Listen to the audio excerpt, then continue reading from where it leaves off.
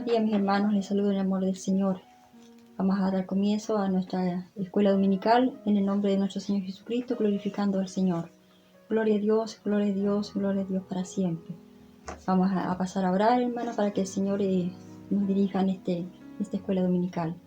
Padre Celestial, primeramente le damos gracias por la vida y la salud. Señor bendito, y te rogamos en esta hora que tú, Señor, tomes el control de esta clase que vamos a estudiar hoy día. Vamos a escudriñar tu bendita palabra. Queremos adquirir más conocimientos tuyos, pero con tu ayuda, Señor, podemos hacerlo. Se lo rogamos por amor a Cristo, nuestro bendito y amado Salvador. Hermanos, el estudio de hoy lleva por título Las cartas de Pablo. La verdad central. Las cartas del apóstol Pablo proporcionan instrucciones para la iglesia. El versículo clave, Romanos 1:16. Bien, mis hermanos, vamos a dar lectura a la palabra del Señor. Dice así su palabra del versículo 17 al 23. Porque el evangelio de justicia de Dios se revela por fe y para fe, como está escrito: mas el justo por la fe vivirá. Porque la ira de Dios se revela desde el cielo contra toda impiedad e injusticia de los hombres que detienen con injusticia la verdad. Porque lo que de Dios se conoce le es manifiesto, pues Dios se lo manifestó. Porque las cosas invisibles de Él, su eterno poder y deidad, se hacen claramente visibles desde la creación del mundo, siendo entendida por medio de las cosas hechas, de modo que no tienen excusa, pues habiendo conocido a Dios, no le glorificaron como a Dios, ni le dieron gracias, sino que se envanecieron su razonamiento, y su necio corazón fue entenebrecido. Profesando ser sabios, se hicieron necios, y cambiaron la gloria de Dios incorruptible en semejanza de imagen de hombre corruptible, de aves, de cuadrúpedos y de reptiles. Amén. Las cartas siempre han sido un medio de comunicación, hermanos. Aquí vemos que el apóstol Pablo escribía cartas, ¿no es cierto? Y eran a través del poder de su Espíritu Santo. Eran cartas especiales para las iglesias, porque él no solamente fundó iglesias, predicó instrucciones, él también le hablaba a sus hermanos, los aconsejaba. La primera parte, hermanos, dice: justificados con Dios. Todas las personas merecen la ira de Dios. El plan de Dios para la salvación de la humanidad caída en Jesús, quien vino al mundo para redimir a la humanidad del pecado. Este es el mensaje central del apóstol Pablo, porque el evangelio de la justicia de Dios se revela por fe. Primer versículo. La justicia de Dios se revela por fe en Jesucristo. El evangelio, hermano, no se basa en el esfuerzo humano que nosotros hagamos para alcanzar nuestra salvación. El esfuerzo, por obra, nadie puede ser salvo. Solamente por el sacrificio de Cristo allí en la cruz. Podemos ser justificados delante de Dios. Aquí los hermanos se habían extraviado, se habían equivocado, y esto también, dice: Dios reveló su poder eterno y su naturaleza divina en la creación. Su belleza y propósito dan testimonio del Dios creador, llamándonos claramente a adorarlo. Sin embargo, la humanidad eligió adorar la creación en vez de adorar al creador. Y esa desviación, hermanos, fue muy trágica. Dice: porque cuanto todos pecaron y todos están destituidos de la gloria de Dios. Eso es lo que le quería el apóstol Pablo, ellos aconsejarlos, que no se extraviaran, que no se equivocaran, porque ellos habían sido evangelizados, el evangelio y la salvación la habían recibido a través del Espíritu Santo. Ellos estaban actuando ya como hombres, ¿verdad? Porque la reconciliación, la justificación con el Señor, hermano, la conseguimos solamente en la fe en nuestro Señor Jesucristo, el sacrificio allí en el madero de la cruz. Él pone a nuestro alcance el perdón y la reconciliación con Él a través de Jesús. Tenemos también, somos reconciliados con Dios a través de Jesús. Encontramos también en Romanos, capítulo 5. Vamos a leer el 1 y ahí pasamos al 6. Dice así: justificados pues por la fe, tenemos paz para con Dios por medio de nuestro Señor Jesucristo. Y el 6 dice: porque Cristo, cuando aún éramos débiles, a su tiempo murió por los impíos. Ciertamente apenas morirá alguno por un justo, con todo pudiera ser que alguno osará morir por el bueno. Mas Dios muestra su amor para con nosotros en que, siendo aún pecadores, Cristo murió por nosotros. somos reconciliados con Dios a través de la fe en Jesucristo. Eso resulta la justificación y la reconciliación con Dios, nuestra fe. El Señor nos ayude a tener fe cada día, dice el versículo. Dios se manifestó a su tiempo, dice claramente. Pablo estaba convencido que el tiempo de Dios es perfecto. En el versículo 6 dice, porque Cristo cuando aún éramos débiles a su tiempo murió por los impíos. ¿Qué significa? Que cuando aún éramos pecadores, éramos enemigos de Dios, esta humanidad era enemiga de Dios, mas Dios miró en misericordia a esta humanidad y envió a Jesucristo. A través del sacrificio en la cruz está, hermanos, hoy día también el poder llegar a reconciliarse con el Señor. El resultado de creer en la obra de Jesús es presentarnos sin condenación ante Dios. Bendito sea el Señor para siempre. Hermanos, nos dice esta enseñanza que nadie se puede salvar por obra. Porque la palabra justificación significa, se refiere a haber sido declarado justo o tener una posición de rectitud delante de Dios. No a causa de las cosas justas que hayamos hecho, sino a causa del sacrificio de Jesús. Nada de lo que hagamos, hermanas, sino que a causa recibimos la redención y la salvación a través de nuestro Señor Jesucristo. Allí en la cruz, Él pagó por nosotros. Nuestro pecado fue pagado por Él. Nuestra redención, nuestra salvación fue pagado por Él. Esa es la primera parte, hermanos. Vamos a la segunda parte. Dice, la corrección y el consejo del apostólico. Se anima a los creyentes hacia la unidad. Primera de Corintios, capítulo 3. Vamos a Primera de Corintios, capítulo 3.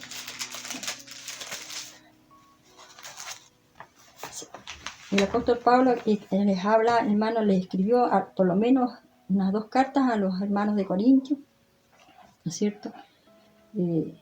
Pablo ministró entre ellos 18 meses, pero estos hermanos necesitaban más enseñanza, más madurez. Los reprendió, aquí vemos que lo está reprendiendo, ¿no es cierto?, para continuar en sus caminos mundanos, puesto que cuando recibimos el Evangelio de Cristo, nuestra salvación, somos sellados con el Espíritu Santo, y esa conducta que ellos estaban mostrando eran favorables solamente a las cosas carnales. Ya no estaban obrando como espirituales. Eso nos pide el Señor y nos pide la unidad. El Señor quiere que seamos unidos, hermanos, que recibamos unidos. Aquí los hermanos estaban poniendo su confianza en los varones, ¿verdad? En el hombre.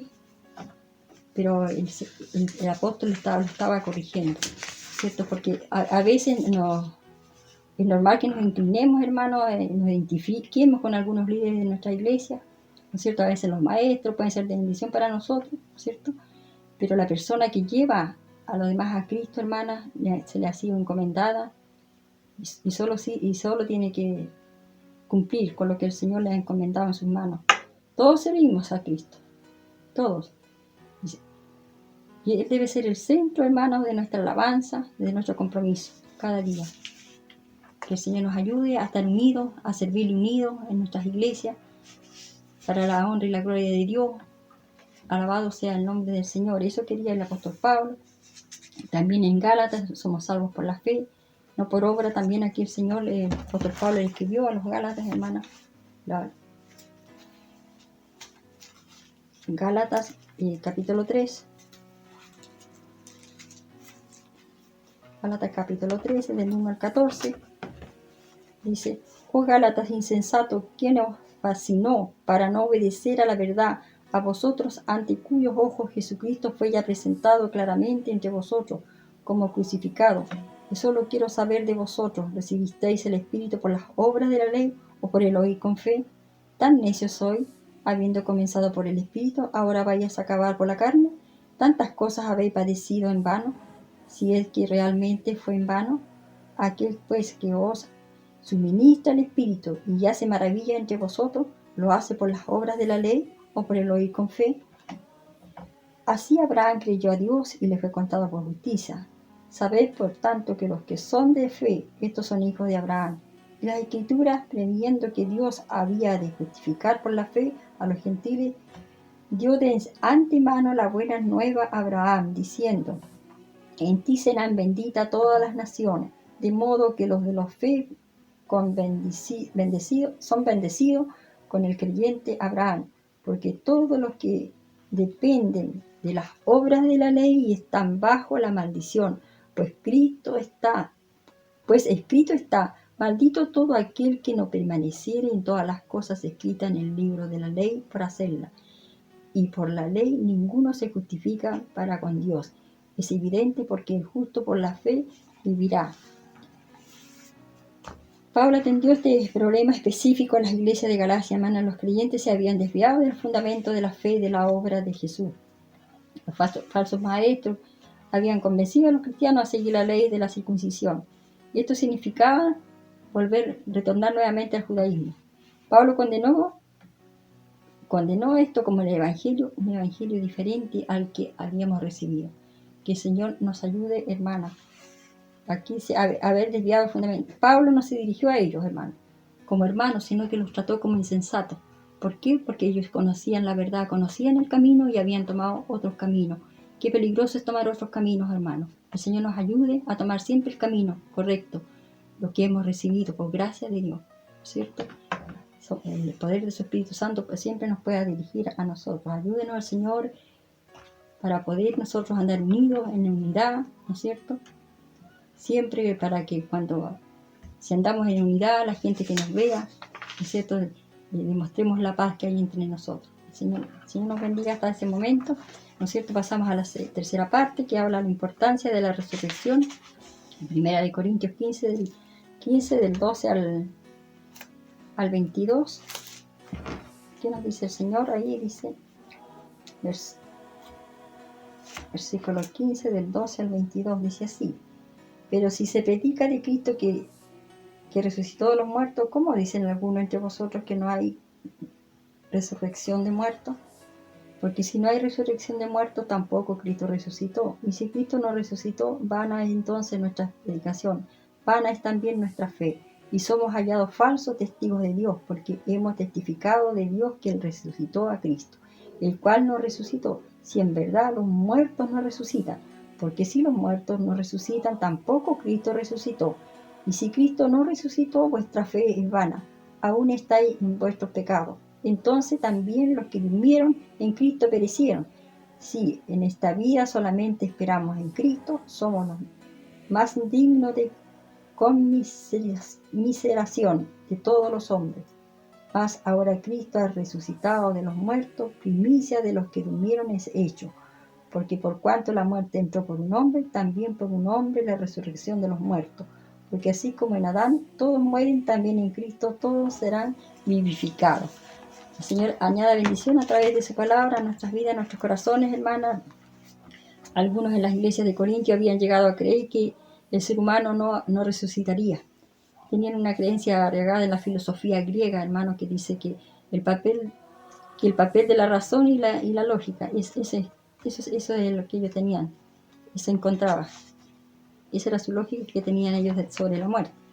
Pero Pablo le argumentaba el favor de la resurrección de Cristo y la verdad inherente que de los creyentes seremos resucitados. Negar la resurrección humana es también negar la resurrección de Cristo. Y la predicación de Pablo no tendría valor a la humanidad, seguiríamos en pecado. Si Cristo no hubiese resucitado, nosotros seguiríamos en pecado, porque Él vino a redimirnos. Y si Él murió y resucitó, nosotros también resucitaremos, hermano.